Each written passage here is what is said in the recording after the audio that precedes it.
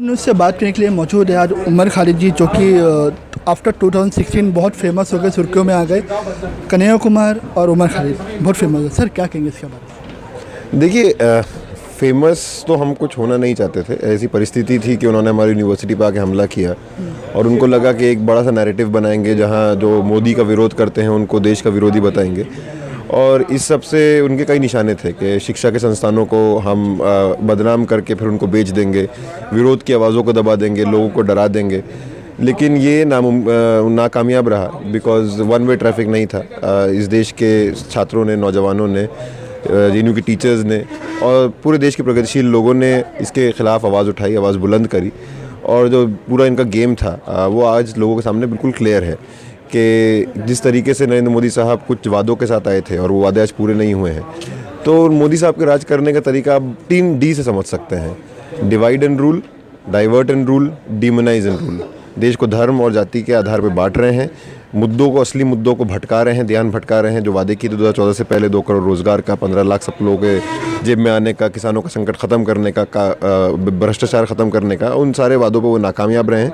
तो वो attention divert करना चाह रहे हैं। और आखिरी है डिमोनाइज, कि उनके ख़िलाफ़ जो उनके आवाज़ उठाता है, उनकी जो गलत नीतियां हैं उसका पर्दाफाश करता है या सिर्फ सरकार से सवाल पूछता है, उसको इस तरीके से डिमोनाइज करो, उसको इस तरीके से पेश करो, उस पर इतने सारे तमगे लगाओ कि वो बदनाम हो जाए, उसको लोग सीरियसली ना लें और बाकी लोग डर के चुपचाप बैठ जाएं।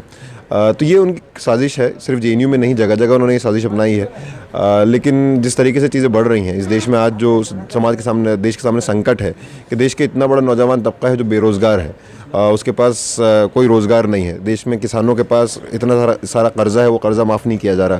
3.5 लाख करोड़ रुपया बड़े बड़े उद्योगपतियों का कर्जा माफ़ कर दिया है, लेकिन किसानों का कर्जा माफ़ करने के लिए नरेंद्र मोदी सरकार के पास पैसा नहीं है और कोई जवाब भी नहीं है कि वो ऐसा क्यों कर रहे हैं। तो इस सब के चलते जो माहौल देश में बन रहा है उसमें 4 महीने में जो लोगों ने हमसे अच्छे दिन का वादा किया था उनको वो सत्ता से जाने वाले हैं। सर, चार्जशीट फाइल हुई, आपके जो केस था चार्जशीट फाइल हुई, इसमें आपने एक ट्वीट किया, थोड़ा आपने उसमें चुटकी लिया उस ट्वीट में, उसके बारे में क्या कहेंगे? देखिए, ये इतनी बुरी स्क्रिप्ट है कि एक्सीडेंटल प्राइम मिनिस्टर फ्लॉप हुई है और जेएनयू सेडिशन की जो स्क्रिप्ट बनाई है वो सुपर डुपर फ्लॉप होगी।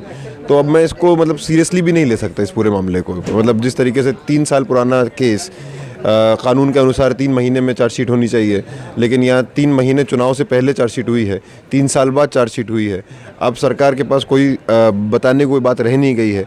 तो बस अब यही मुद्दे को उठा के कोशिश कर रहे हैं कि इसका पॉलिटिकल बेनिफिट उठाया जाए, इसका इलेक्टोरल बेनिफिट उठाया जाए। लेकिन बात यह है कि उस किसान को जो कर्जे में डूबा हुआ है, जिसको लागत का दाम नहीं मिल रहा, क्या सरकार के नुमाइंदे जाके ये बोलेंगे कि तुमको हम लागत का दाम इसलिए नहीं दे पा रहे कि जेएनयू देशद्रोही है? या जो बेरोज़गार युवा हैं उनको जाके आप ये बोलेंगे कि देखो तुम बेरोज़गार हो, उसके लिए मैं ज़िम्मेदार नहीं हूँ, जेएनयू ज़िम्मेदार है?